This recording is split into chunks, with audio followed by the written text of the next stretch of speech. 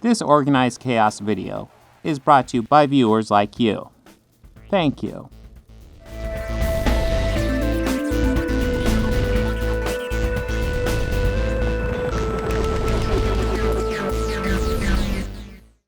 We got an Eric July fan coming up. I don't know his name, but yes, we will find that out here in a second. Let's go ahead and see if he's ready to go. Are you there? Hello? Hello? Ooh, you're kind of loud. Yes, I'm here. Can you hear me? Well, that doesn't work. Yes, I can hear you. Hello. How you doing? Let me turn you down a bit. I'm fine. I'm doing all right. Hello? Off work. Are you there? Yeah, I'm doing right.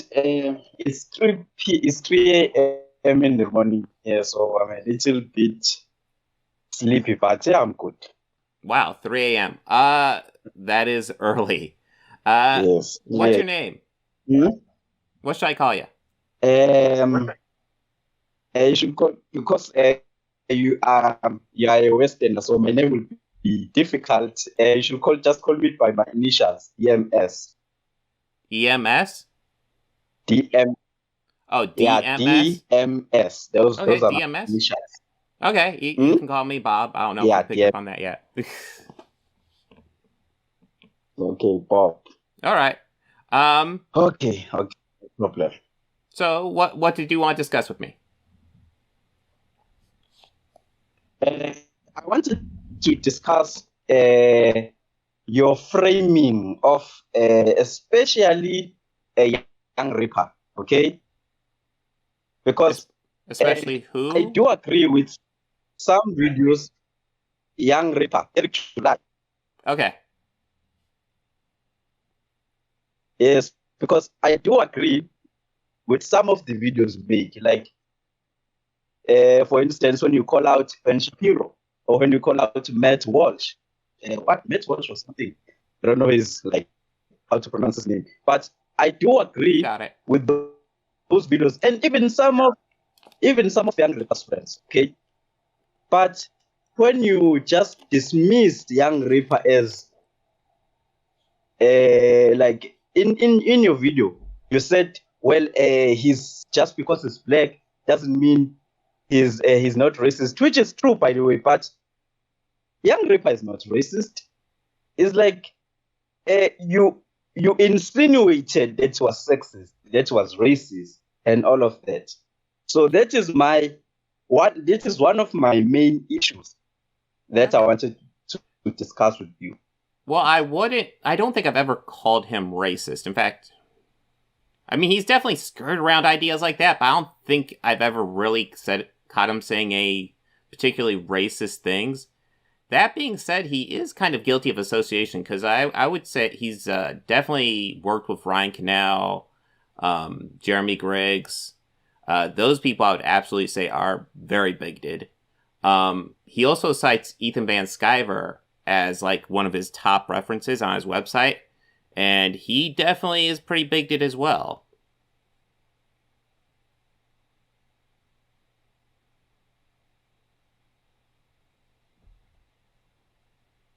You still there? Did I lose you? Oh, I think we lost him. That was a wild discussion.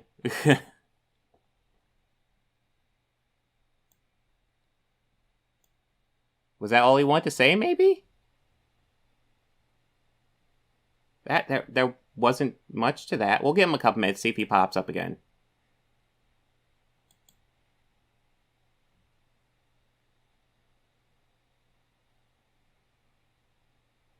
Yes, Bumblebee. Oh, yes, you must be a Rags fan. Yes, the popcorn bucket, with everybody's favorite character, Taskmaster.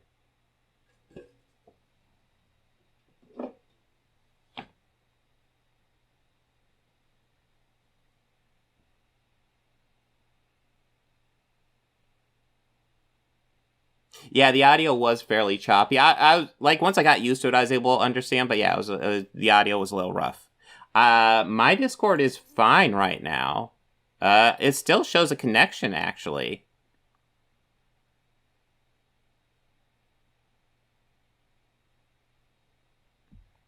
Ask Eric July how he expects Rose to be built as a libertarian. He also doesn't understand what multiverse is. I haven't seen him talk about multiverses, so I don't know that one. Let's see. I am still showing Are you there? I'm still showing a connection. I have no idea. I am actually still showing that I'm in an active call with him right now. So, yeah, I am not sure.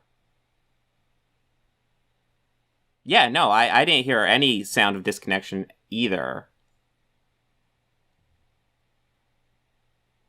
Hello? Oh, hey, there you are. We were wondering what was up. Dude, I'm sorry, I'm living in a shithole country, so network issues. Oh, yes. Yeah, the network was. I know all about internet South issues. Africa, yeah. Okay, so yeah, I was wondering where it was at 3 a.m. at. Yeah, it's South Africa. Okay. Yeah, did you get what I said? Yeah, I got what you said. Did you get what I said? No, I didn't, because by then the network was off. Okay, so I was just bringing up how Eric July is certainly friendly with a lot of people who share some very big views. People such as Ryan Cannell, Jeremy Griggs, Ethan Van Sciver, who he cites at the top of his Ripaverse website as a top influencer, and also a big Comicsgate guy. Yes. He is very friendly with people like that. What are your thoughts about that? Yes, I'm aware of that. But just because he's friendly with those people doesn't necessarily imply he shares their views. Because I've actually watched a lot of Eric July content, okay? Mm-hmm. So he always says this. He always says that he personally doesn't care what other people believe, okay? As long as there's some common ground they share, as long as there's some thing that, how can I put this? English is not my language. So, but as long as they share a certain or certain values, okay? Like for instance, Eric July is not far right, okay? Believe it or not, he's not far right. Actually, he's a libertarian. So he's always said that he will do business with anyone because he personally doesn't care about a person's political views. Okay, so and which is true, by the way, because I also have friends which have questionable beliefs, but me being friends with them doesn't mean I share those beliefs, because those beliefs are not the things that made us friends. Okay. So, just for instance, Comicsgate. You don't like Comicsgate, right? No, not at all. Comicsgate is very much a hate group. Okay, but Eric July wanted to publish the Ripaverse.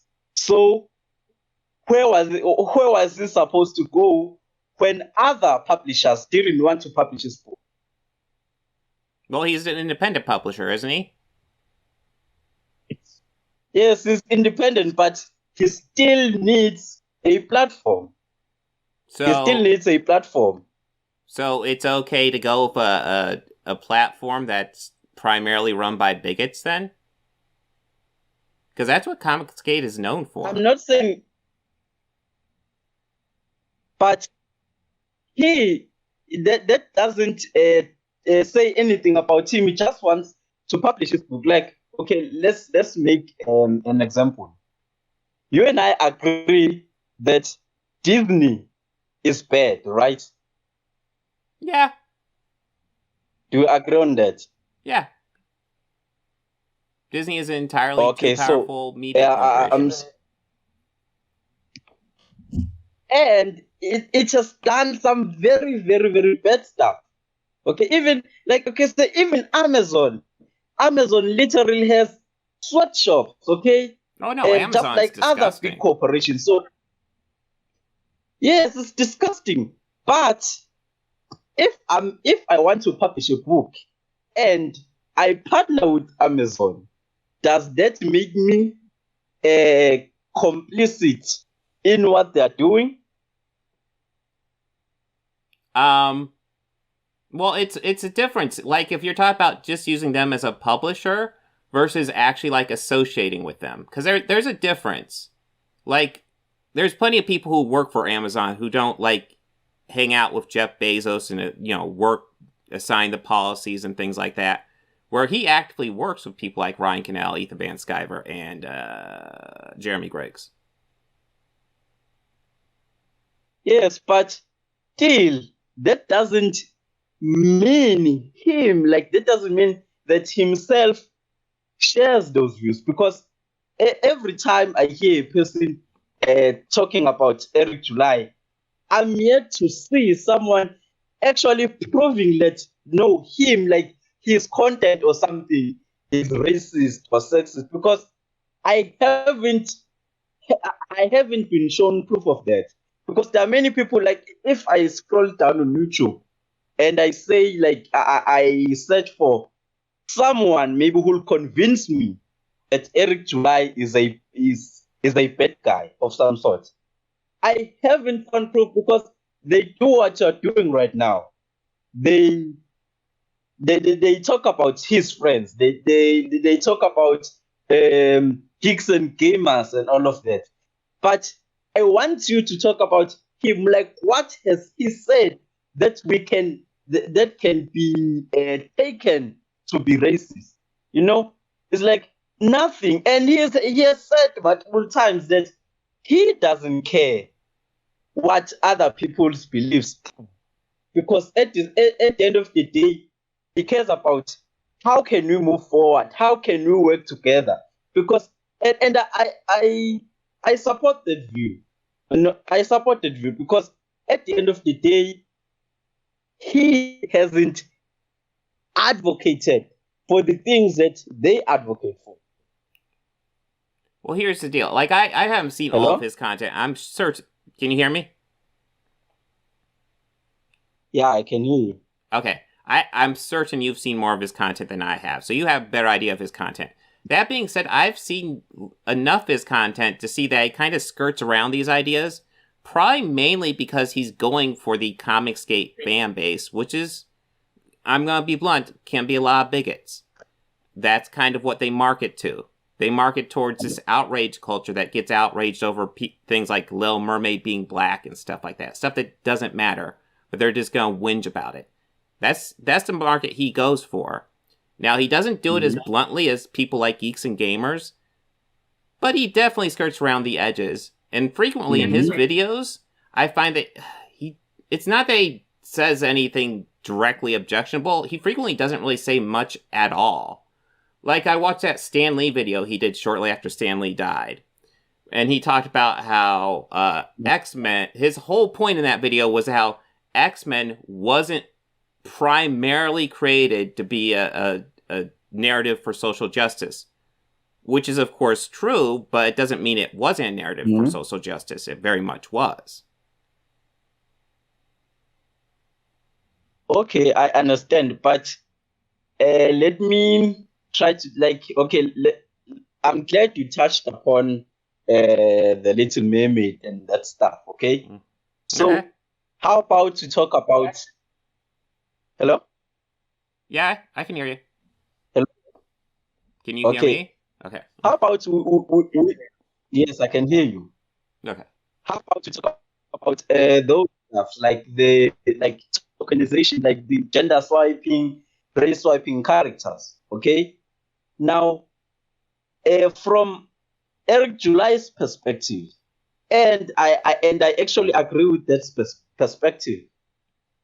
Okay, that why are people finding so much value in white characters?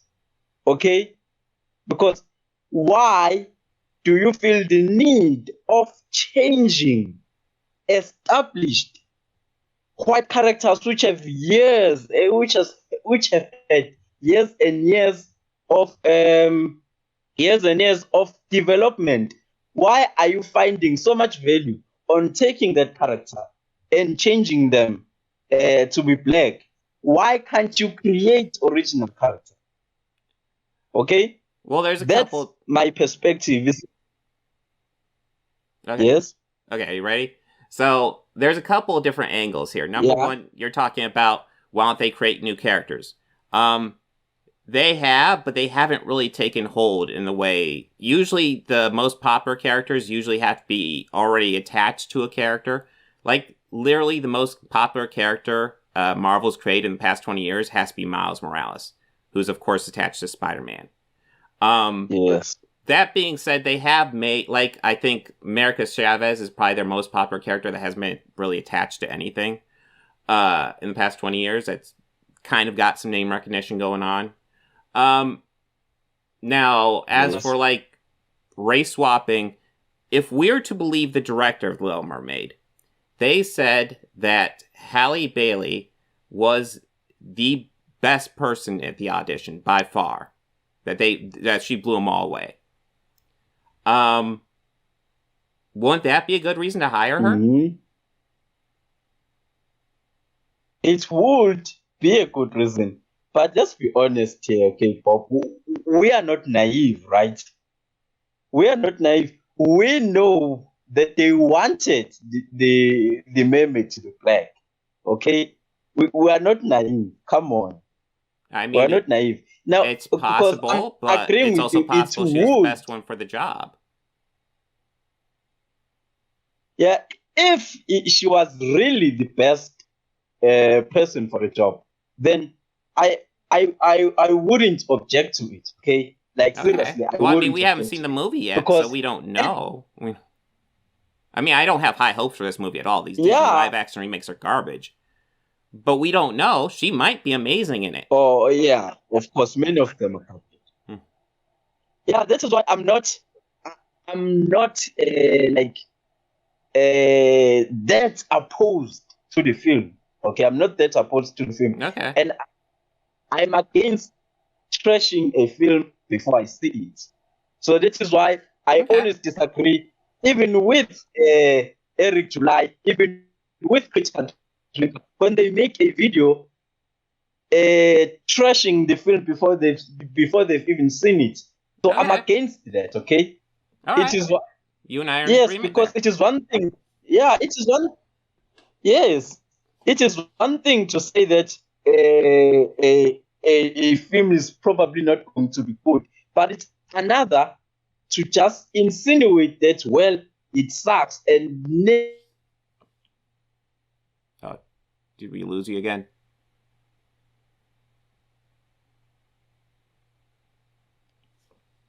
Let's see. This could be a fun internet. Not writing. Yes. Oh, you just dropped out for a little bit. Hello? Can you hear me? Oh, I'm back now. Yes, I can hear you. All right. Yeah, you dropped out for a little bit. Okay. Network in this country. Okay. So I was saying this is why I'm against you writing and insinuating that the like ISOM 1 is bad, but you haven't read it. True. I actually plan on reading it fairly soon. Okay. But I have not read it. I have seen... I actually am interested in checking it out just to see what the deal is. But the little bit I've seen, it looks bad. That's why I will say. The little bit I've seen, it looks really bad. But don't you think it's muddying the water? I've actually read it. I think muddying the water is Eric July hanging out with people like Ryan Cannell, Ethan Van Sciver, and Jeremy Griggs. I think that muddies the water a hell of a lot more than anything I can do. But again, people are always going to hang out with people of questionable views. It's like I don't want I generally to be try too to political, avoid but that. yeah, Unless I think I can get through to him. I generally yes, try to avoid that. yes, I know. But okay, let me make an example. Like I don't want this discussion to be too political, but again, we are talking politics, okay? Mm-hmm. So, let's say like Joe Biden, okay? We know that Joe Biden has many questionable beliefs, okay? But I mean, he's a just politician. because He's Joe Biden definitely corrupt. I himself, don't know about beliefs. I believe he's just probably a Catholic. okay, for once he supports Israel. For once, what? Hello? Are you there? He supports Israel. Oh, that's Yes, true. He I'm probably there. does. Yeah. I'm here. Yes. So, but if like members of the Democrats are buddy with Joe Biden, that doesn't necessarily mean that they are somehow like they support the same things that he supports, right? Yeah, there's a difference though. You're talking politics too. Also, How so? hmm? Okay, well, we're talking about politicians. They're gonna Yes, need to work also, together to get votes.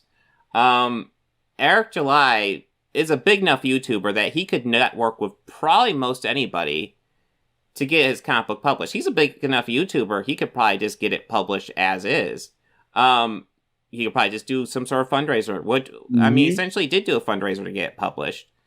Instead, he chooses to associate with people like Ethan Van Sciver. In fact, he's probably built a lot of his fan base around that type of group.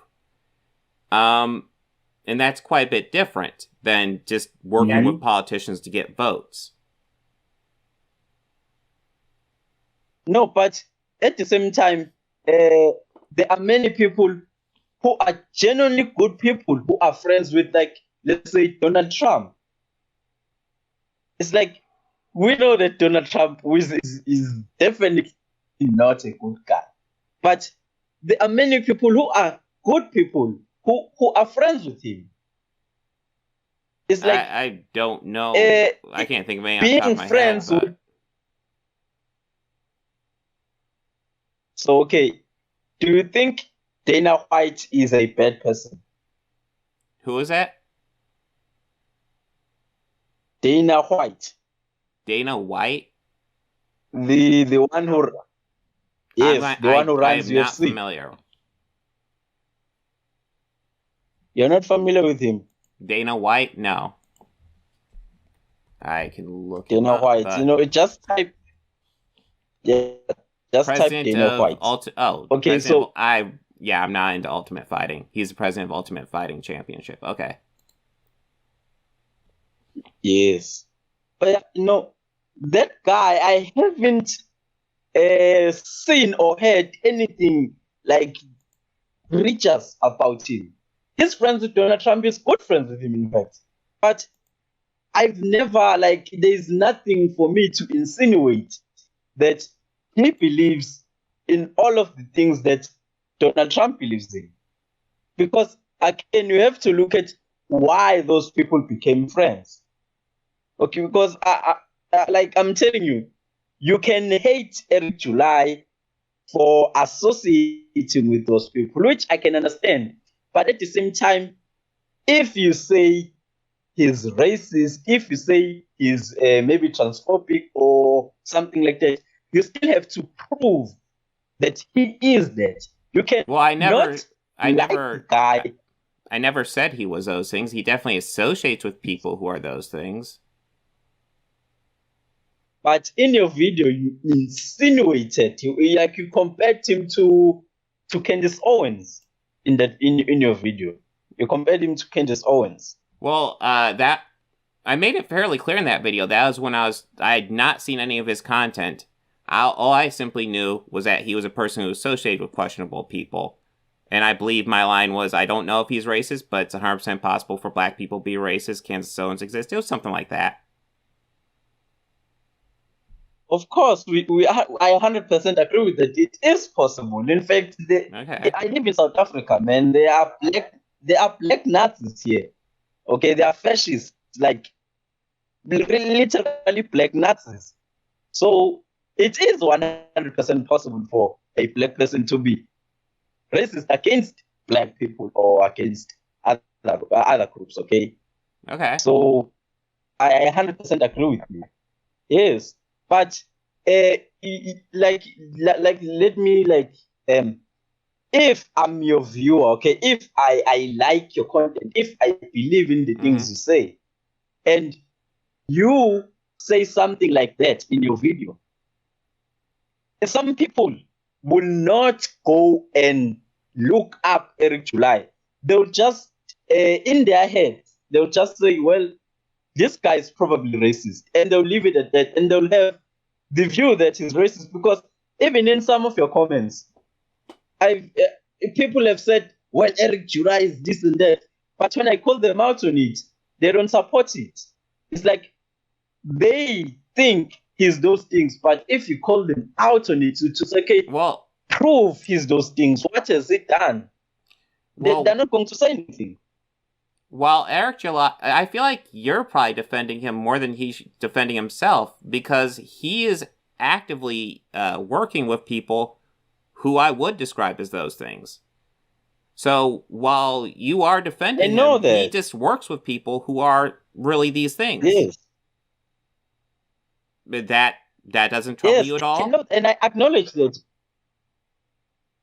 No, because he has always said that he doesn't care what people's politics are. And I remember, was it last year, or I think it was last year, when he was debating a Nazi. Okay, was debating a Nazi. So this Nazi was it Jeremy Griggs, Ryan Cannell, or Ethan Van Sciver? I don't know, but this guy was definitely Nazi. So, and this guy was talking about a white ethno state, and something like that. And Eric July just said, I don't care. If you believe that, if you white people, you gather around you or in a group and decide that in your property you want to create a white ethno state where black people are not allowed, I don't care, as long as you don't force people out of a land and say this is our land now. So there's a contradictory, right? The world. No, there's no contradictory. There's a contradiction.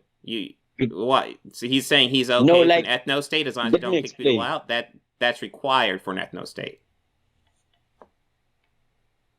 No, what he's saying is that in an anarchist society, or hypothetically in an anarchist society, if people buy property, and in that collection of property, they say that, well, we don't want if it's their property, okay, and they say, well, since this is our property, we don't want a certain group of people here. He said, I don't agree with that, okay? Personally, I don't agree with that. I think ethno states of any kind are bad. Doesn't matter if it's done voluntarily or involuntarily. But yes, we agree on that. But Eric July says he doesn't care as long as it is done voluntarily. But once you use the mechanisms of the state to remove people from a certain land and say that, well, this is ours now, then he's against it. So essentially, it's Eric July way of saying he's against it without saying he's against it. He does stuff like that a lot. No, I'll give him props if he's against it, but it seems like he's dancing around it without just saying he's against it, which I would absolutely say, and you said as well. So I would say you're showing a stronger position than Eric July does. Yes, but I'm trying to tell you his point. His point is, he's not against people doing anything as long as it doesn't harm other people. That is his basic position. Well, like, for instance, I mean, he's pro-life, okay? He's Okay. pro-life. But, okay, well, I would disagree with him on that but one. he But said, yes, but he will not actively advocate for, like, he will not actively advocate and waste energy, make countless number of videos advocating for the state to take a stance on abortion, for example. Because he, even though he's pro-life, he doesn't want to use the state to implement those things, because at the end of the day, he's against involuntary use of power or something like that. Okay. Mhm.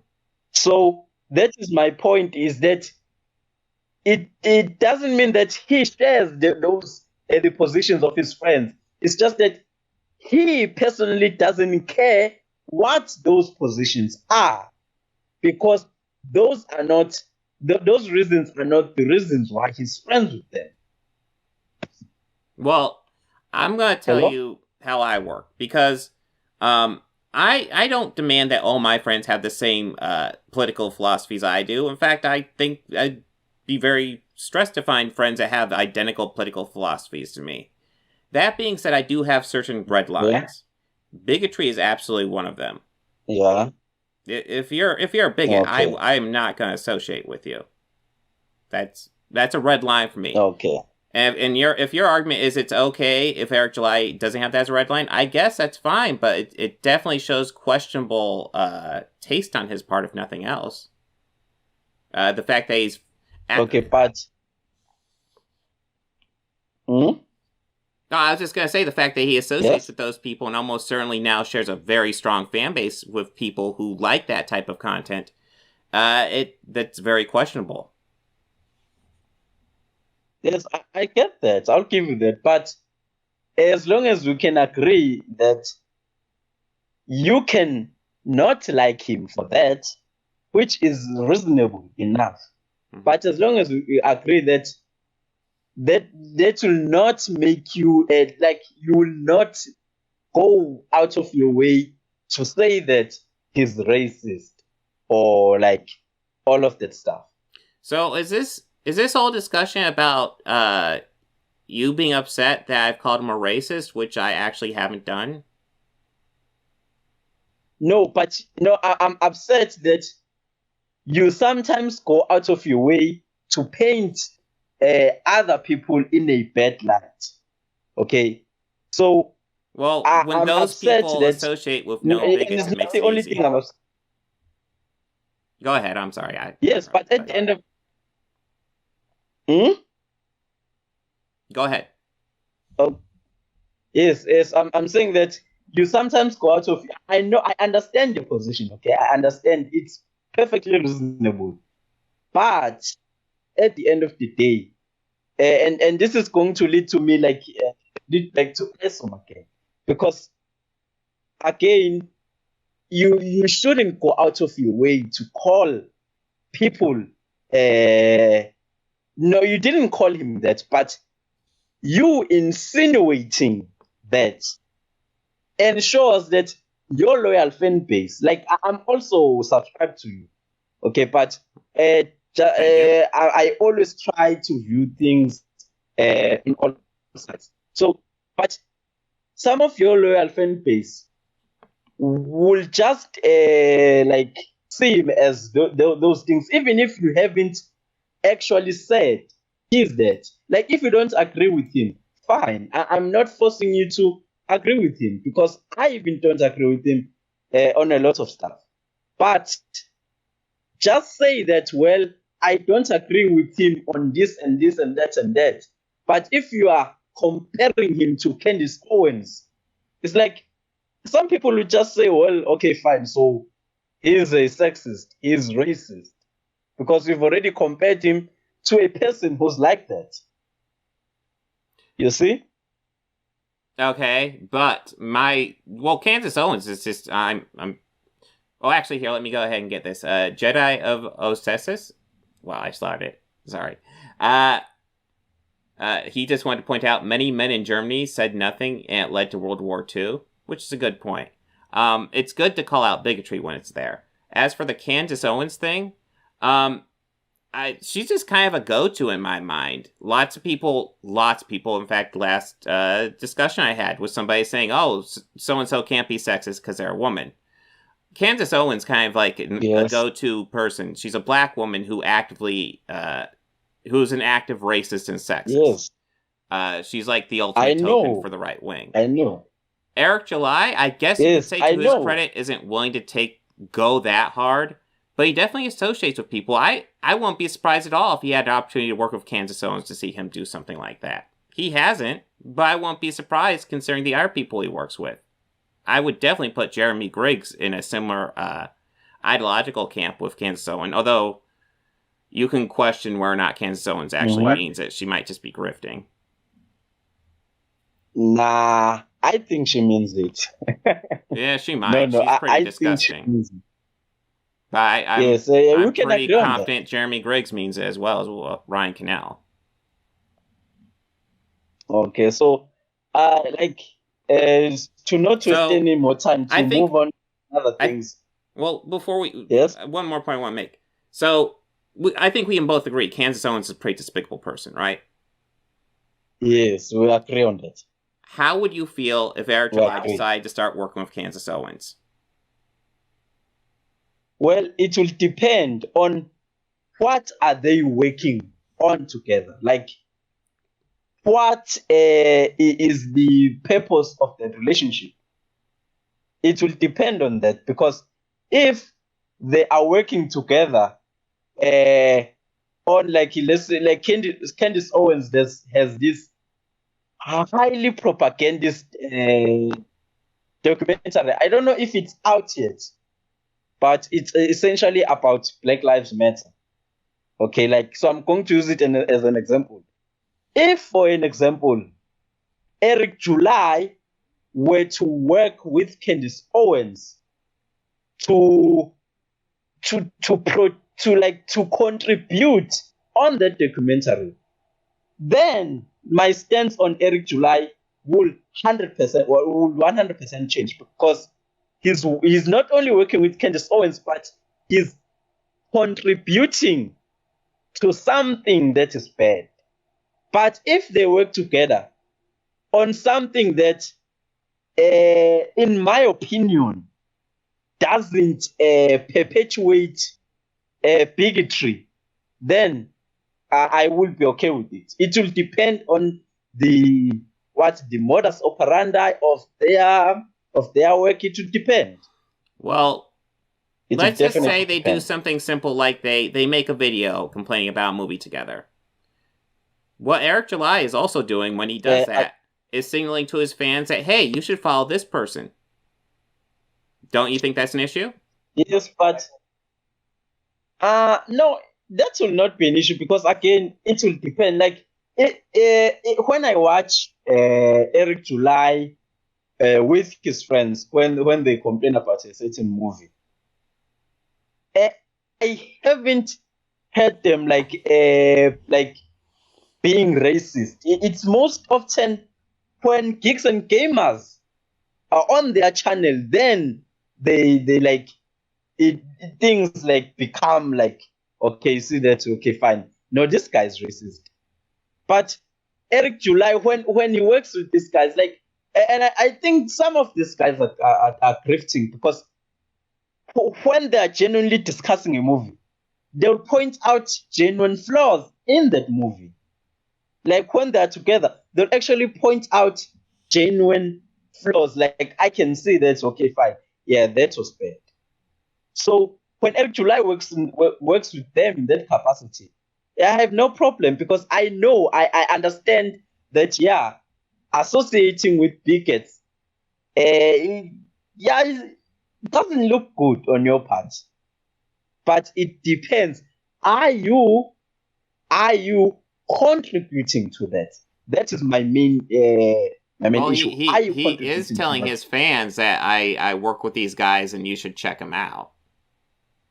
He's in many ways, even if he doesn't say, "Hey, I love these guys," he's implicitly endorsing them when he goes on one of their videos.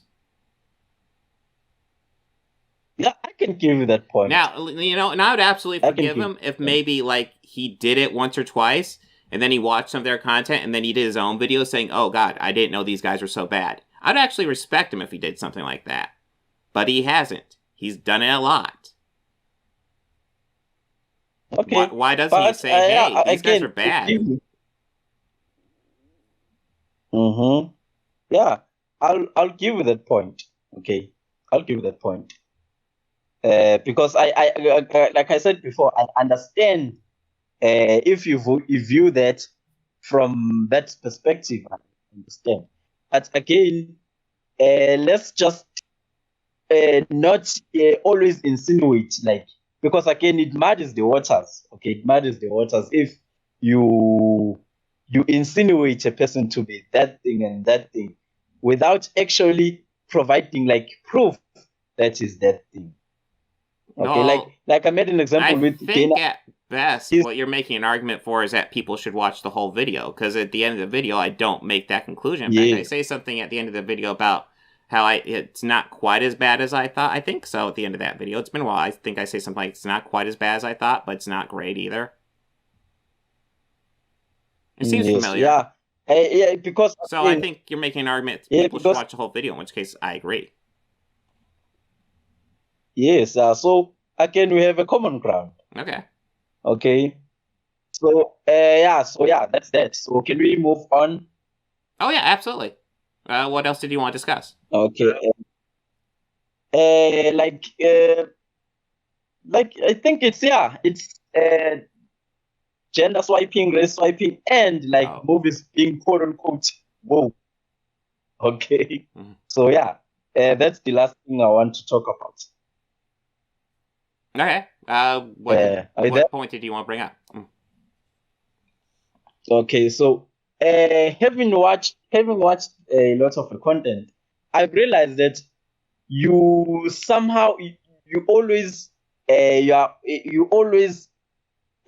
defend Hollywood movies, especially by Disney, when they incorporate gender, like identity politics in their films in such a way that it drags down the entire film, and you always defend it. Why? When have they incorporated gender politics in a way that brings down the entire film? No, identity politics in general. Okay, so identity politics. Give me an example of when they've done that that brought down the entire film.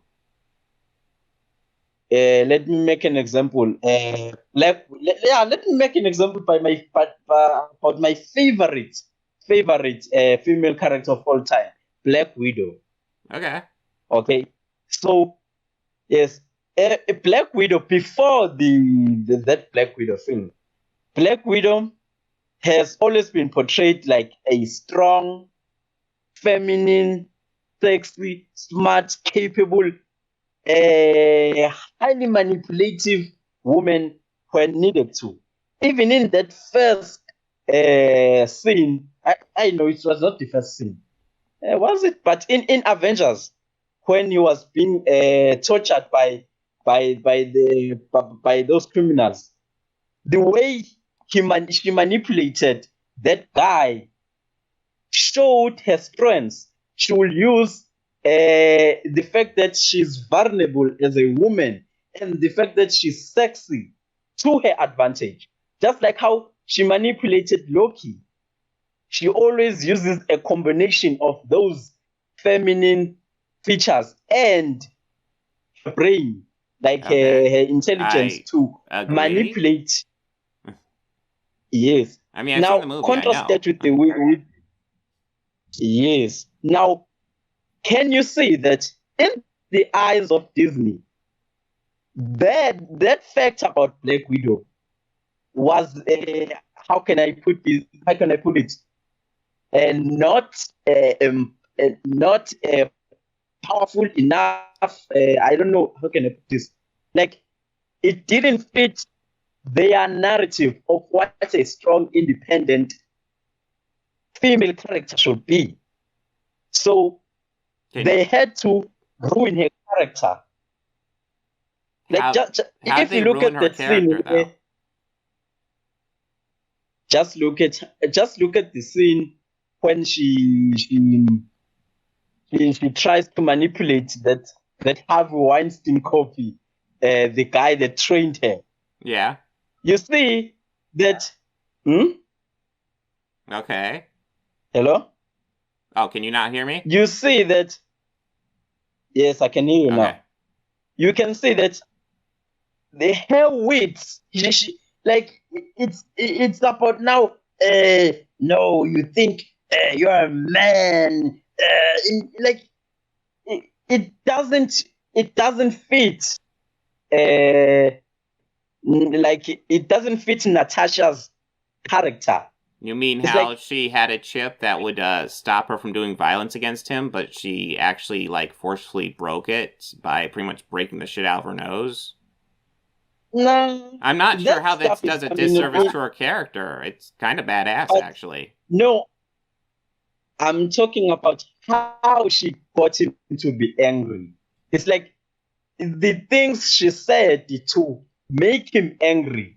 It's like they don't make any sense. Like, why would this guy who trained her, who's supposed to be one of the smartest people of all time, be manipulated by those words? And the fact that you think you are a man I don't know the exact. I don't remember the exact lines. It's been a couple years since I've seen Black Widow, so I'm a little rusty on it too. Yes. But she was insinuating that she was insinuating that you think you are a man for you're a real man for hitting a woman and all of that. It's like, come on, this guy is supposed to be one of the smartest people in the Marvel Cinematic Universe, and she's manipulated just that easy, just by she questioned his masculinity. It's like, don't you see? Well, I mean, he's the villain. Why are you defending him? I'm not defending him. This guy was built to be one of the smartest people in the Marvel Cinematic Universe. I don't know if he was built to be one of the smartest. He was definitely manipulative and had power. I don't recall him being built as one of the smartest. He controlled one of the biggest networks of covert assistance. That's just money and influence and power. That's not necessarily intelligence. Elon Musk is not intelligent if you look at any things he tweets. but still, he is the one who trained Black Widow, right? He personally? No, I never got the impression he had a school. Not personally, but again, you can imply that they are trying to say that this guy is one of the smartest characters in the universe. I never got that impression. It's not unreasonable. But it's not unreasonable to imply that. Okay, so since we will not agree on that point, let's look at... Yes? Oh, no, I just felt like he was a guy of power and influence and probably money. And that's where he got into the position he's at, not out of intelligence. He never struck me as being super dumb, but he never struck me as super intelligent either. But if you look at this scene, it's like he is super dumb. And for no reason, it's like what I'm saying basically is that they made him to be dumb just to make Black Widow look good rather than how did they make him dumb Black in that Widow scene? Smarter. But how'd they make him dumb in that but scene? No, he was dumb. But no, he was dumb. Like, the thing that got him to be angry is like eh, for a character is supposed to be. He's not supposed to get angry by those words. Like they were too lazy. It's like they wanted so much to make Black Widow smart in such a way that they made the villain dumb, and for no reason, because we've seen in the past that Black Widow is capable of being smart against highly intelligent characters, just like Loki. Just look at how she manipulated Loki. If you contrast those scenes, let me pause then it you up can right see there. what How do we not know she just didn't know the right buttons to push on him? Because that's supposed to be one of her skills. She's supposed to figure out stuff like that. Yeah, how did you know what? How do you know she didn't just know what the right buttons to push are? Because that's one of her skills. She did it to Loki. She figured out the right buttons to push to get him to talk.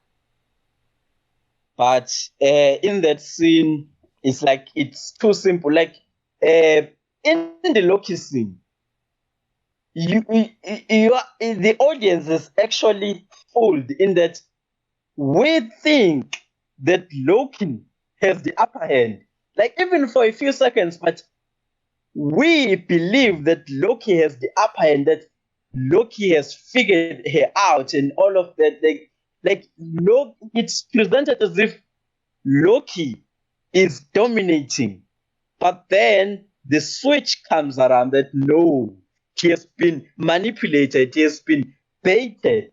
So it becomes, what the fuck? It's like is that great payoff. But even in that Marvel, in that Avengers scene, in that first, oh yeah, it's still in the same movie, yes.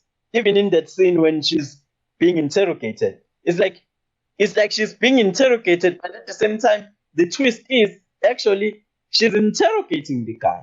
Mm-hmm. Now, in that Weinstein scene,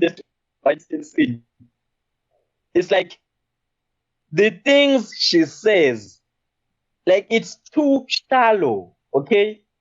It doesn't show how smart she is. But you can tell that the writers think that what she said, what she did was smart. But for me, it just appears as if the villain is just dumb. And I think even pitch meetings, to watch pitch meetings. Yeah, no, I usually watch pitch meetings, yes. I didn't realize you were asking a question. Yes, I usually watch pitch meetings. I think even pitch meetings, yeah, I know pitch meetings we made fun of the fact. In their Black Widow pitch meeting, they even made fun of that fact. Okay, so it's so blatantly he probably makes obvious. fun of the same scene in the Avengers. I haven't seen his Avengers pitch meeting, but I could see him making fun of the same thing, essentially making the same argument. Jedi of Osis. But I need to figure out how to do your last thing. Osis it points out that he wasn't dumb. He was undone by his own arrogance, like many villains, which is a good point. Like Loki was undone by the same thing. I just don't see how, her getting under Loki's skin and getting him to talk is good and shows a strong character, and her getting under this guy's skin and getting him to react the way she wants to, it is bad for her character. I don't see that. Listen, Black Widow's not perfect by any means, but I never had a problem with that scene. That scene was kind of cool, actually. No. Okay, but if you think it was cool, then I won't, because again, many things are subjective. But you and I can, okay, I don't know if you can agree on this, but do you believe that film ruined Black Widow's character? No. You don't agree on that? No, not at all. So you don't agree that there being a needle like of Black Widows that doesn't water down the fact that she's Black Widow? I'm sorry, what was that? What waters down the fact that she's Black Widow? There being many Black Widows, because it's like, no, she's not the only Black Widow. Well, that was established in Age of Ultron that there's many people who trained with her, so the idea of there being many Black Widows was already established. but they didn't have to do it in such a way that, well, they are like, you can say that this is, I don't know, but it waters down her character in that. No, I know that they obviously there are many people she trained with, but it's like it waters down her importance. It's like, okay, there are many, people just like. Won't that be a complaint with Age of Ultron rather than the Black Widow movie, since that's the one that established that? Yeah, Age of Ultron definitely did its part in establishing that, which is bad, okay? Because again, it just it's what, because Black Widow is a character without any powers, okay? So already she's at a disadvantage because she's among a group of superhumans. So if you further say that, well, actually, there are many of them. It's like, and you show a legion of female Black Widows. It makes it like, okay, friend. So what's so special about her? Since there are many of them. And, okay. Well, if that's an issue with you, do you dislike the character of Green Lantern then? I've never liked Green Lantern because really? that is one of my. Yes, I've never liked Green Lantern. Okay, well, I mean, because that doesn't really bother me, but it doesn't bother me with Green Lantern either. I mean, Green Lantern's not. Well, there's actually many different Green Lanterns, actually, but yeah, there's a whole legion of Green Lanterns. I guess, yeah. If you have an issue with that, then I guess we just disagree. But okay, yeah, I guess. Okay. Okay, so do you disagree that the second Wonder Woman film was brought down by identity politics? There are issues with Wonder Woman 84 that I will definitely admit to. I'm not sure about the identity politics brought up in it. Where are the identity politics in Wonder Woman 84? Okay, the fact that nearly every guy has to be like either a joke or a creep or bad. Don't you see the problem with that? I'm trying to remember. There aren't that many male characters in there. There's Pedro Pascal and Steve Trevor. And then it's like kind of the biggest issue would be the guy who's Steve Trevor's in the body of, and he actually seemed fine. Now that is a separate. What toxic guys are you looking at? Just Pedro Pascal? No, like there is a scene like what was the scene that her friend who turned into, like, was it Catwoman or no? Cheetah? That she turned in. Yes, in that scene when she was walking at night, and this guy kept like harassing her. Now it was not only just that guy. It's the fact that why in that film are so many guys, like not so many, but a considerable number of guys just want to harass her. Like, why? I'm trying to remember, like, a considerable number of guys wanting to harass her. I'm trying to. It's been a little while since I've seen that one too. Not a huge amount, but as for the guy the guy in the parking lot was obvious. Well, that exists for two reasons. One, he's a creep. Now I don't care about his character at all. He's a piece of shit. But also, it was also to establish Minerva and the progression of her character, which was an important part of that movie. But the problem is the way they do this is like it always it has to do with men. Like it just always like even like to. Yes? So if Wonder Woman 84 had, like, let's say Wonder Woman 84 had the exact same plot as a Superman movie, And the only difference was that it's called Superman 84, and Superman's the main character. But it has everything else is exactly the same. Would you have an issue with how the men act in that movie? I'll still have an issue. Because it's like you don't have to portray, even if the main character. You there?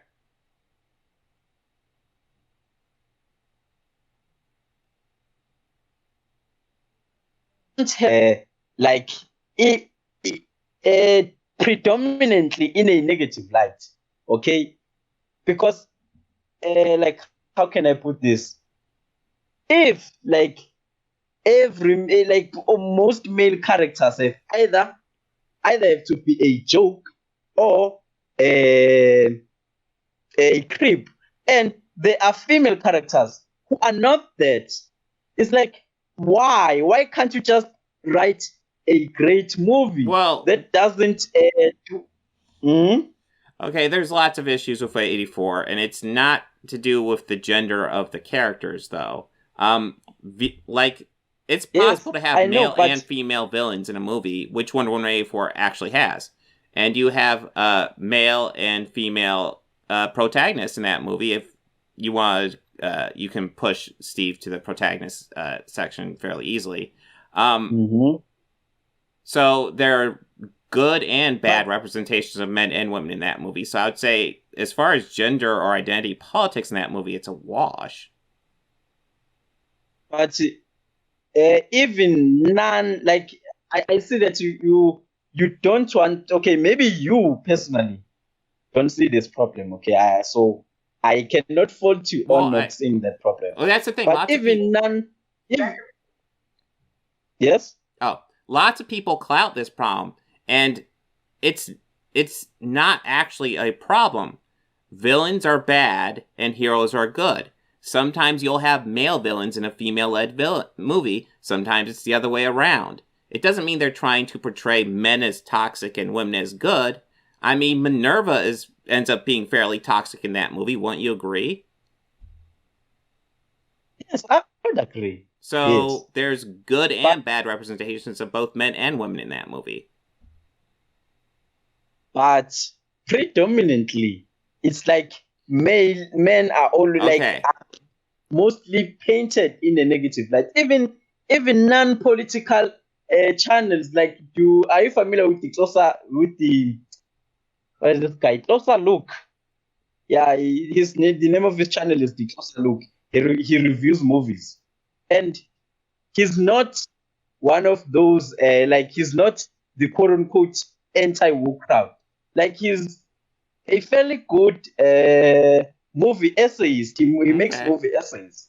Well, if he makes in that movie, yes. If he makes the argument that all the men in Wonder Woman 84 are toxic, and it's trying to make the point that all men are toxic, then I would disagree with that point. I believe there's plenty of evidence that there's toxic and non-toxic men in that movie. Okay, but I know that, but again, men are predominantly portrayed as bad. It's like, I think it's also worth pointing out how, like, as far as major characters in your average movie, you're maybe dealing with 5 or 6 characters. It's not gonna be a huge number of characters. So, like, if you have like let's say you have 5 prominent characters, 2 of them are men, and one's a villain and one's a henchman. Would you say that? And those are the only men in a negative light in that movie. Would you say that movie is toxic towards men now because 2 of your 5 characters are bad guy men? Nah, I wouldn't say that. It depends on the context. That's the type of thing we're dealing with Wonder Woman 84. We have villains and heroes. Yes, I know. But again, don't you find it strange that many people find that a problem and you don't? Don't you find it strange? Well, I think it's strange that a lot of the popular people on YouTube and a lot of the views they espouse, they frequently seem to find excuses to have issues with this. Usually the issues they have can either be explained to either bigotry or maybe it's just a bad writing thing. But yeah, identity politics and Wonder Woman 84 are definitely a wash.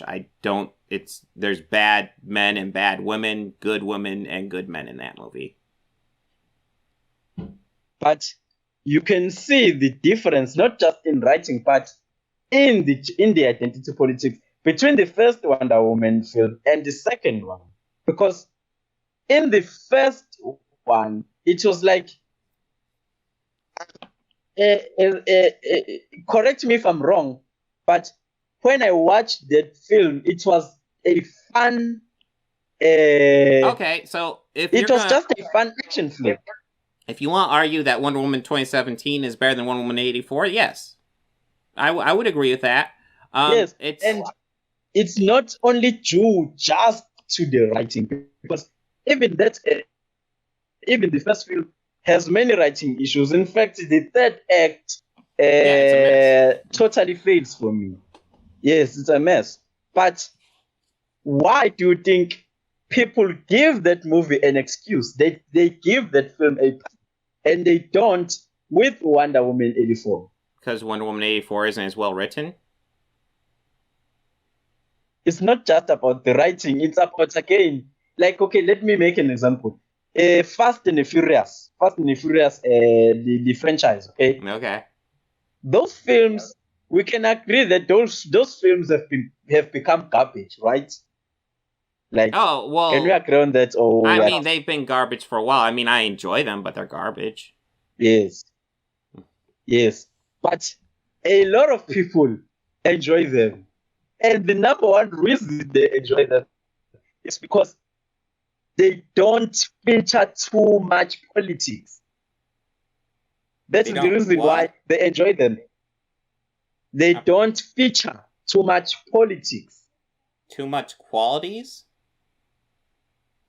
Politics, identity politics. Oh, politics? Yes, politics, identity politics. I think they're primarily enjoyed because they're dumb action movies. Like, on their face, they're very dumb. But they went to space in the last one, and it was kind of hilarious. They're very dumb on their face. Well, of course, we agree on that. Yes, they are dumb. Many people have made the argument, and I agree with that argument. I mean, there's plenty of strong women characters in Fast and Furious movies. That's the thing. So I'm not against strong female characters. So I could again come back to you and say, hey, how come people aren't yelling about identity politics in the Fast and Furious movies? There's plenty of toxic men and toxic women in that movie.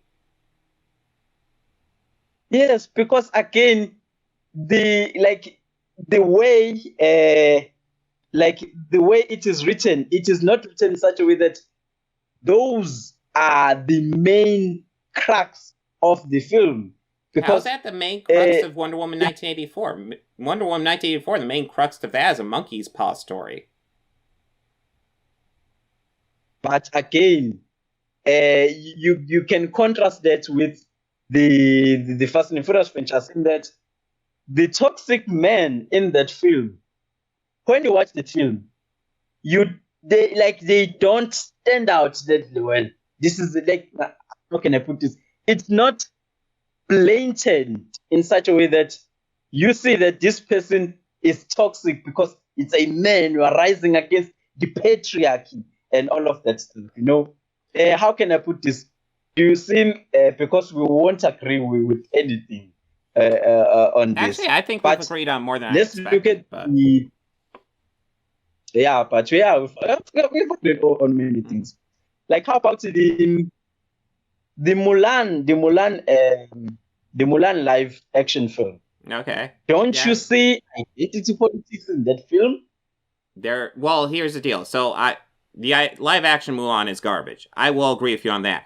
That being said, the identity politics in the live action Mulan are pretty much the same identity politics in the animated movie. So if you're going to have an issue with that one, then you should have the same issue with the animated version. It's all about a strong woman making it in a man's world. That's what the idea behind both those movies is. Okay. Yes, again, One's much We better done than want the other, but yes. So here's the crux of the issue. The thing is, Disney or Marvel, or oh no, it's not Marvel in this case. yeah, Disney. that's a live action movie. Yeah. So it was done by Disney, right?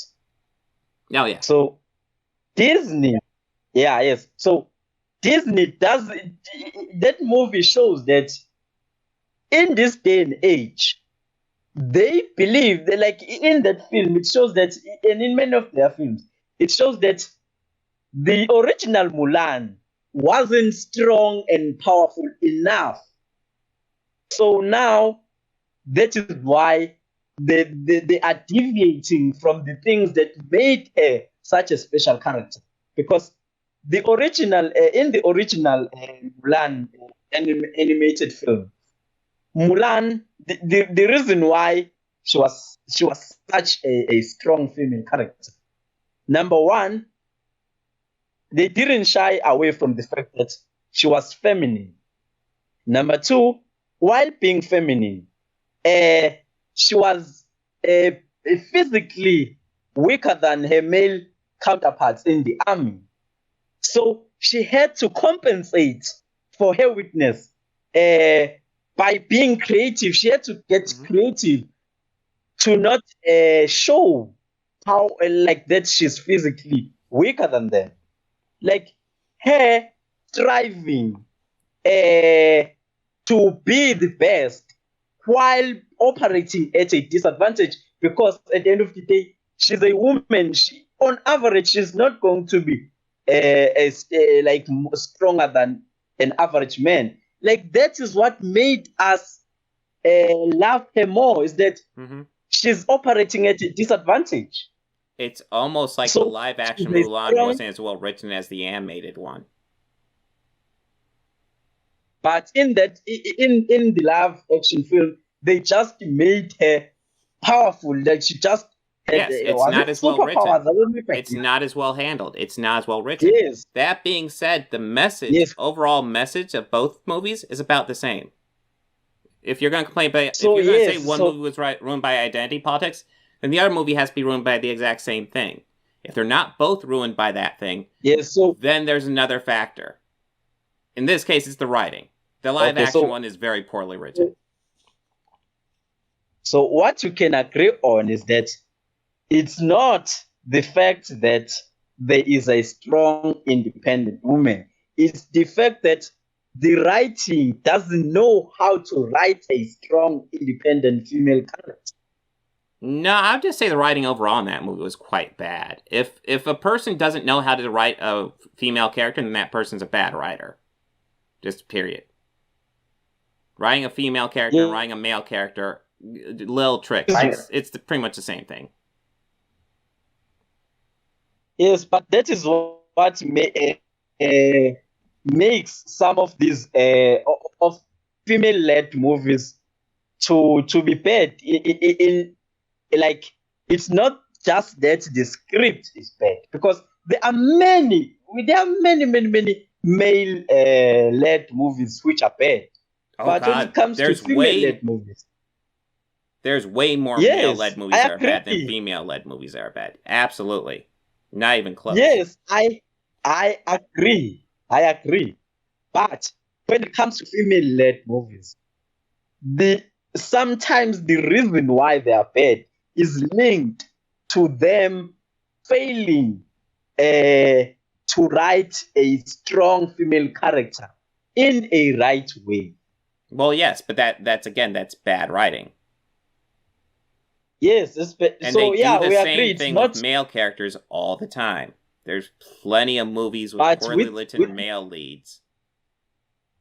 But with male characters, it's not that they are not strong enough, or they how can I put this? They didn't portray them being a strong, independent male character in the right way. It's not the fact that the writing doesn't relate to them. Granted, they've done it so much, maybe they do a bit more nuance, but they frequently portray like most any male action movie will portray him as a strong, independent man, more or less. I mean, John Wick, the Taken movies, sure. But in John Wick, it's handled greatly, except with yes, it's a better written movie than the live action Mulan. Absolutely.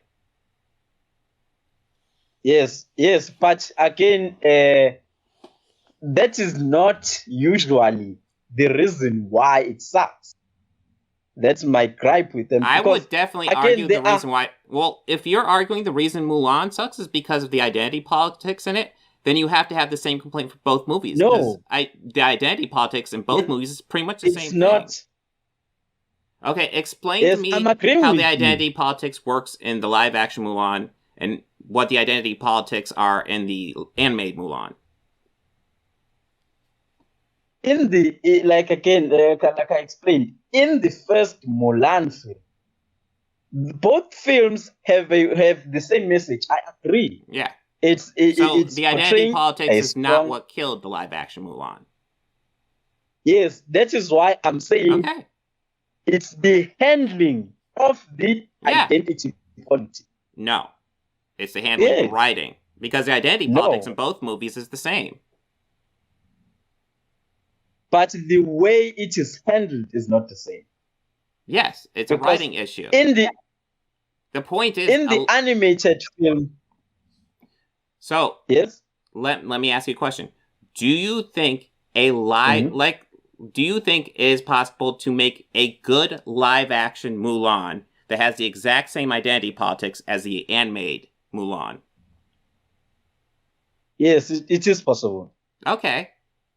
So why didn't this one work? Because it's because this one, they like the way they written. Like I agree. Yes, it's the writing. The writing is related to the fact that if a person listen, if a like going into a Mulan movie, a person's got to know that identity politics are going to play a big part of that movie. And if they can't handle writing that, then that's their failure. They messed up then. Yes, I agree. It's the writing, but it is linked to them not viewing the original Mulan as a strong enough female character. So they have to give them powers and all of that stuff.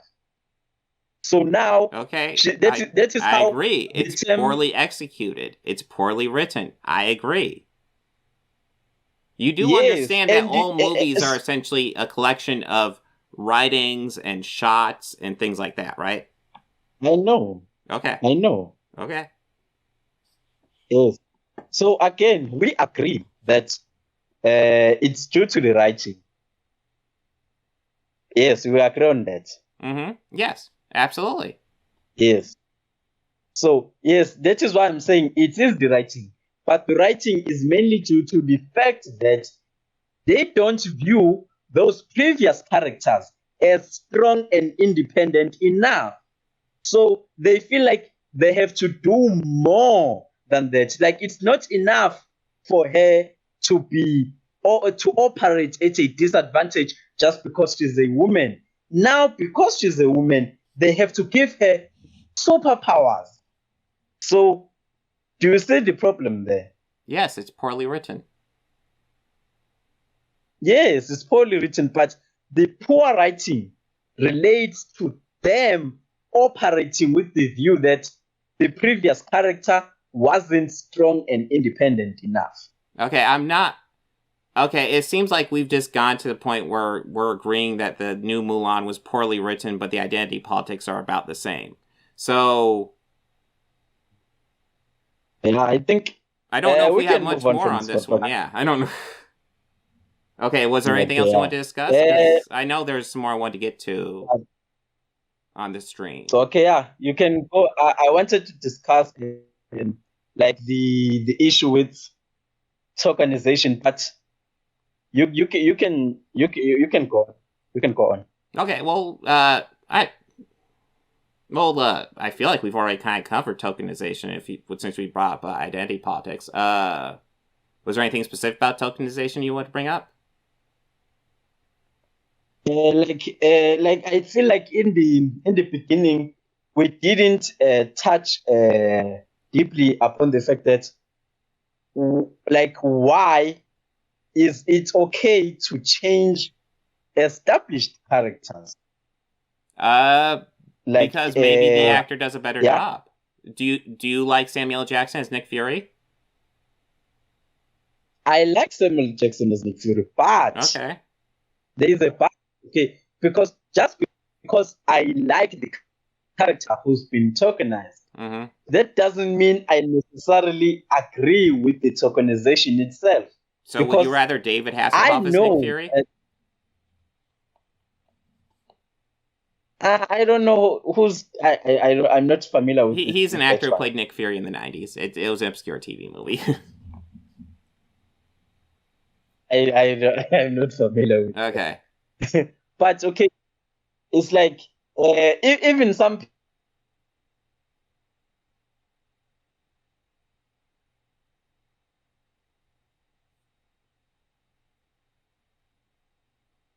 Did we lose him? I know we were wrapping up soon. The comics, like I'm not really I'm going to finish soon. Okay. Okay. They have argued that while it was wrong to tokenize She-Hulk to make a female version of She-Hulk, the thing you mean is female version of in Hulk? The comics. Man of Hulk, I mean the female version of Hulk. Okay. Yes, thank you. Yeah, English is not my language. Excuse me. So they've argued that in the comics, they were able to flesh out her character more and develop her more in such a way that she now becomes her own female character, just like how they've done with Miles Morales, just like how they've done with Nick Fury in the movies of the MCU. But the fundamental point still remains that in of itself, tokenization is lazy, because we know that they do it with the purpose of changing that character into a black character, just for the sake of diversity. But if they really wanted diversity, then they should do everything they can to create new characters. Well, I think an argument can be held that one of the issues is they're pushing lots of known names and franchises out there. That's a lot of what movies are being made. If your argument is studios should be making more original movies, I agree. I'm a little bit annoyed with all these remakes and stuff. Yes. But the problem is known brands and properties sell, so companies will go on that. So when they make new characters, they frequently tag them to a known brand or property. Because the original characters really don't grab on very well. Yes, of course they can do that. It's like look at this. Look at the character of Falcon. Like I like the character of Falcon. Okay. He was not my most favorite Avenger, but he was one of my favorite. Like he was a great character. I liked him. Okay.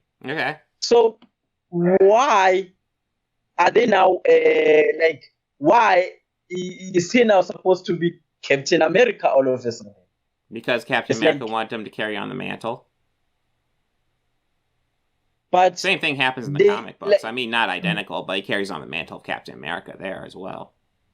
And what I actually like is that he keeps his wings, so he maintains being his own unique character while carrying on the mantle, which is kind of cool. They could have given him the shield without making him Captain America. He could have Captain America in particular is kind of like a symbol. I get the idea behind Captain America being a symbol, and that, let's carry on this symbol. I mean, his character in particular seems like something worth carrying on. There's a strong argument there. Yes, and the issue comes when now in the series they make it about politics, America, and all of this stuff. It's like, why can't they just make a great movie where Falcon, okay, fine. If let's say I accept the fact that it's Captain America. Okay, let's say I accept it. Okay, fine. He is Captain America. Okay. So make a series when he accepts that fact without all of this stuff that happened in the series. It's like, what happened in the you series? see where I'm going with this. The series was kind of about him evolving and deciding to take on the role because he didn't want to. But they are making about racial oppression in America and all of that. That is something that exists in America, though. Those are real American issues, and Captain America has, of course, even the comic book Captain America hasn't strayed away from politics. But like let's look at the film, the Captain America, the First Avenger. In that film, he fights Nazis. Okay, we can agree that's political. Yeah, but it is political. But the way it is done is like it's not blatant in that, like it's not blatant in that it takes you out of the film, because at the end of the day you still enjoy the film as it is, because in that film there is no because it is still a superhero film in that there is no references to things that to the egregious things that happened during World War II. It's like it is not a distraction. Okay, but I also feel like you're looking at the World War II history from your modern day perspective. If you were to show a movie like Captain America: The First Avenger to Americans in the early 40s, they would think that's super political. There is plenty of pro-Nazi set in America in the early 40s. Yes, I know. Okay, so I mean, they're in modern times now. They're dealing with modern issues. So I can give you that. Okay. But it's just that me personally, as a black person, I want black characters. I want not just black characters, but I want characters of all races to have the spotlight. Okay, but I don't find value in taking an established character, which was white for many years, and giving it to a black person. What are your thoughts about the white guy that takes over for Falcon? No, Falcon is a monarchist, because Falcon, as you said, he still has his wings. Fundamentally, but in the comic book, there is a white guy that takes over for the role of Falcon after Sam Wilson becomes Captain America. What are your thoughts on that? And that is wrong, because that is still wrong, because it shouldn't, the change, I believe, shouldn't have happened in the first place. So even if it happens later, it's still wrong. What are your thoughts of Jon Stewart as Green Lantern then?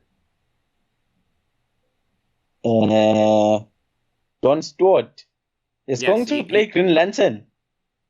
No, Jon Stewart is a Green Lantern character. He was a Green Lantern for a while, and he was the most noteworthy Black Green Lantern. There's also Jessica Cruz. I'm thinking about Jon Stewart. Yeah, the actor. The comedian. Again, yes. I don't mean this to come off as mean, but it will come off a little blunt, and I just want to say that ahead of time. It seems like you're talking about a lot of stuff where you don't actually know a whole lot of the history. So I'm not sure why you're offended. No, I'm offended by the fact that we, in the live action films mostly, we have, they have to change characters from white into black. Almost all the live action stuff we've seen was experimented with the comic books. We're seeing the successful reinventions of characters they've done in comic books. We're seeing that adapted into the MCU because actors' contracts are running up. Yes, but as you've seen in this conversation, I'm not talking mostly about the comics. I'm talking mostly about the So films. let's. Okay. So in the films, how do you feel about Bucky taking over the role of Captain America? No, I still think it's not good.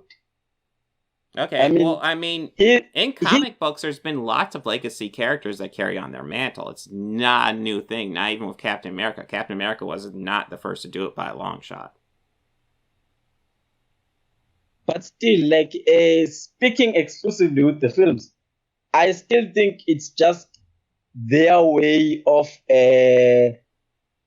capitalizing on the popularity of the character.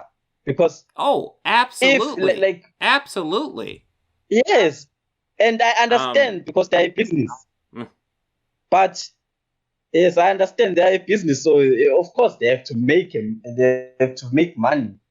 But again, I don't support characters. It's like what they are doing with Spider-Man. Maybe they are not going to do it anymore. But the direction they were just trying to push Spider-Man on. It's like they wanted him so badly to be Iron Man. Like you I can mean, even he see he with had his the suit and yeah. I mean, that was his origin in the MCU, but I don't see how he never became Iron Man. I mean, a common yeah, joke but would be that he's Iron Man Junior, but like that, he never became Iron Man. I That seems like a stretch to me. yeah, but can you see with the direction that they were going, like even with his suit and all of that stuff, it's like They were never going to make Peter uh, Parker Iron Man, if you're wondering that. thankfully, thank God, thankfully, I mean, because there. If you're again, wondering, there are characters in the wings that they are probably going to make Iron Man, but not Peter Parker. but still, like if you want to make someone Iron Man, just reboot the whole series and start afresh and give us a new Iron Man. It's like Well, I mean, why in the same universe? it will Yes. be. It will essentially be a soft reboot. It'll be like a character who's been inspired by Iron Man to carry on the legacy. Yeah, but if it's a reboot, then fine. But like in the same universe, it's like you are just trying so badly to continue a character when that character is done in that universe. So, if your argument is they should do more original stuff, So, like I again, I'm agree. I'm not a comic book guy. Yes, I don't have it's a problem like with that, but I me because also like as long as they write them well, I don't have an issue with people taking over mantles either, as long as it's well handled. Because there's an interesting story to be told with that as well. yes, and I know many And people then always Jedi point out again brought when up the idea that yes, Disney owns the rights and they get us they Disney owns the rights. Do they get no say? It was his question. Which of course, yeah, they get the say. And then, of course, obvious, but again, we are still customers. We have a right to complain. well, So sure. again, My issue it's is their less. property. My issue is, I mean, you can complain. My issue is like if you do.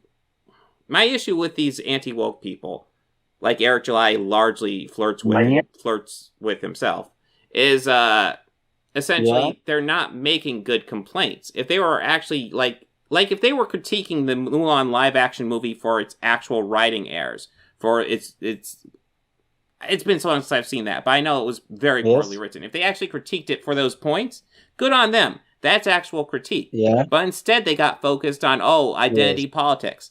Well, if you're going to get focused on identity politics, that's the type of shit that's going to get you pegged as sexist because that's where that path always leads you down. Yes, I know, but in some films, like we've discussed in this conversation, in some films they are so blatant. It's like so. But again, I agree with you. Focusing mainly on those things while critiquing a film is not good. I agree with Yeah, that. absolutely. And that's It's all these anti-woke guys focus focusing on. That's exclusively 99% on of that their one. reviews. Yes, but But if you watch the reviews of Eric July, you will realize that actually he does dive into the story and he gives off great points. Actually, if you watch see, it's some of tough his for me to reviews. actually sit down and watch Eric July, and frequently I find he really doesn't actually make points. He frequently like flirts with making a point, but then kind of doesn't, and then like hedges his bets a bit. He honestly, in his videos, he frequently doesn't really say much at all. It's a bit rough to watch. Okay, but if that's your take on him, then again, Mm-hmm. I have no problem with it. I just like I said before, I have a problem with you painting people in some sort of light, but you not liking their content is not a problem with me because Okay. we are allowed to like and dislike what we want. It's like I'm not like the previous guy you debated who kept telling you that you are a bad person. Mm-hmm. It's like, nah, I Yeah, don't no, believe I've that. actually found this an I interesting believe, conversation. I think you have some interesting points. I obviously don't agree with you on all of them, but I think we found more agreement than I was yeah, expecting, for sure. yeah, me too, actually, because I thought we were going to agree on many things, but actually, we agree on many things and disagree on some things. Yeah, for sure. So, yeah, So yeah, this is actually so, kind but of... yes. Oh, I was just going to say it's a good conversation. It was better than I was expecting. I enjoyed talking to you. Yes, I also enjoyed like even like the sleepiness faded away. So I think it was a good nuanced conversation, Mm-hmm. and I really enjoyed it. I still don't agree with the fact that there's no identity politics in films. Well, I Like, mean, I but don't think it. For me, it's not that there aren't identity politics in films. It's that there's plenty of movies that it's can the be right well written with identity politics, and if they're not well executed, it's not the fault of the identity with politics. identity It's the fault politics, of whoever's executing it. and Because yeah, I can Wonder Woman 100% agree with you on that. 2017 was actually a pretty good movie that has lots of identity Mm. politics. Mad Max Fury Road, fantastic movie. Yeah, Lots of identity politics. it's The yes, identity politics are not the issue. it's like, do you watch Money Heist? The what was that? Have you watched Money Heist? La Casa. Have you watched Oh, Money Money Heist? Heist? No. That series is actually great, and it has a lot of identity politics. But it's a great, Mm-hmm. great series. So I agree with you. I agree with you. It's the way it is handled. So yeah, Yes, it is the way absolutely. it is handled that Mhm. makes it. I think the biggest So issue yeah, is these people again, we have yelling common. about identity politics. I have a huge problem with, because the identity politics are not the issue. It's just, if it's poorly written, then that's the issue. Yes. Mm-hmm. All right. Well, I mean, this is awesome conversation. So yeah, how much time have we talked? We've gone way over than I planned. So, Yeah, but it I was good think talking to you. you. So yeah, I think it's time. Yeah, thank you, man. I Yeah, really enjoyed it. Thank you for agreeing to talking to me, even though you have a problem with me typing in all caps. yeah. No, that is a bit much. But I will say that. I will say. but yeah, it's just how I type in informal spaces, because at school I have to use punctuations, but when I'm in these platforms, like, it's just, why the hell? So I just type in all caps. Well, I will warn you, So yeah, when you yeah, type but in all caps, it does come off a bit obnoxious. So that's just an inflection of that. So just to warn you. yes, no, but I'm still typing all caps because for me it's the easiest thing to do. Okay. Yeah, so yeah, but yeah. Thank you very much, man. Thank you for hosting me on your platform. Yeah, it was a very fruitful conversation, and you've actually made me see some things in a different light. Okay. Excellent. So I'm glad to hear that. which is Yes, yes. I'll still watch your videos, and I'll still disagree with you in the Okay. comments if you say something I disagree with. Okay. Yeah, but yeah. Fantastic. Thanks, man. Oh, it's night. It's night there, right? So Yeah. have a great night. Me, it's in the morning now. The sun is about to Get come some out. sleep, man. It's tough to get to sleep when that sun starts coming up. All right, have a good one, man. Yeah, definitely. All right. Okay, thank you very much. Yeah.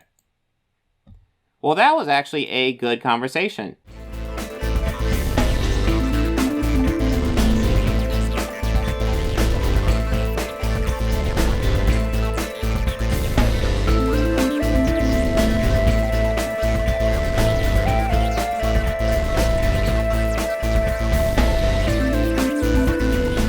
They think order and chaos are somehow opposites and try to control what won't be. Do you enjoy pain? Pain don't hurt.